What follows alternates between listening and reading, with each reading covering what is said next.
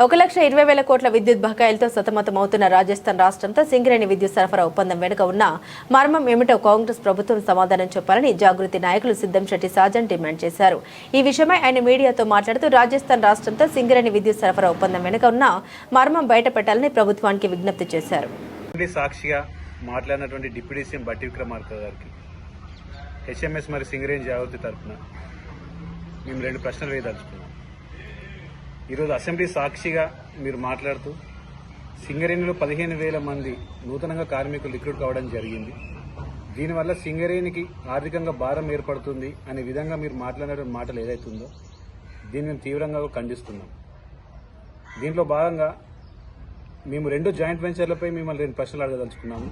ఒకటి, సింగరేణి మరియు రాజస్థాన్ రాష్ట్రం మధ్యలో జరిగినటువంటి విద్యుత్ ఒప్పందం అయితే, మరొకటి అల్టిమిన్ అనే ఒకటి బ్యాటరీ తయారీ కంపెనీతో సింగరేణి చేసుకున్నటువంటి మరొక ఒప్పందం.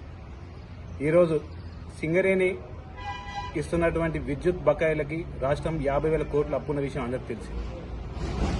ఇక్కడ ఉన్నటువంటి డిస్కాంలు 50,000 కోట్ల చెల్లింపుల్లో వైఫల్యం చెందుతున్నారని చెప్పి ఇక్కడి నుంచి రాజస్థాన్కి విద్యుత్ సరఫరా ఒప్పందం చేసుకోవడం జరిగింది. గత మార్చి 2025 సంవత్సరంలో బలరాం సార్ గారు సీఎండీగా ఉన్నప్పుడు ఇదే డిప్యూటీ సీఎం బట్టి విక్రమార్క గారు ఇద్దరు కూడా అక్కడ రాజస్థాన్ ముఖ్యమంత్రి గారి సమక్షంలో ఒక అగ్రిమెంట్ చేసుకోవడం జరిగింది. దాదాపు 16,000 కోట్ల రూపాయల అగ్రిమెంట్ ఇది. దీంట్లో 74% సింగరేణికి చెందితే 26% రాజస్థాన్ రాష్ట్రానికి చెందినటువంటి ఒప్పందం ఆ రోజు మీరు చేసుకున్నారు.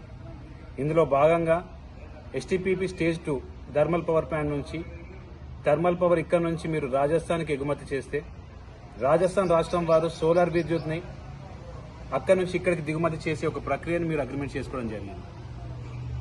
ఇందులో మాకు కొన్ని అనుమానాలు ఉన్నాయి. ఈరోజు రాజస్థాన్ రాష్ట్రంలోనే దాదాపు 1,20,000 కోట్ల విద్యుత్ బకాయిలు అక్కడ ఉన్నటువంటి పరిస్థితి ఉన్నది.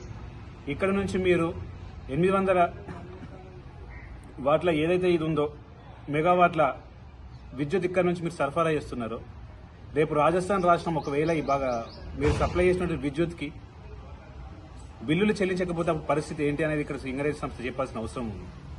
అంటే దాదాపు 11,000 కోట్ల పెట్టుబడిలో సింగరేణి సంస్థ ఈ విద్యుత్ సరఫరా కేంద్రంలో పెడుతున్నారు.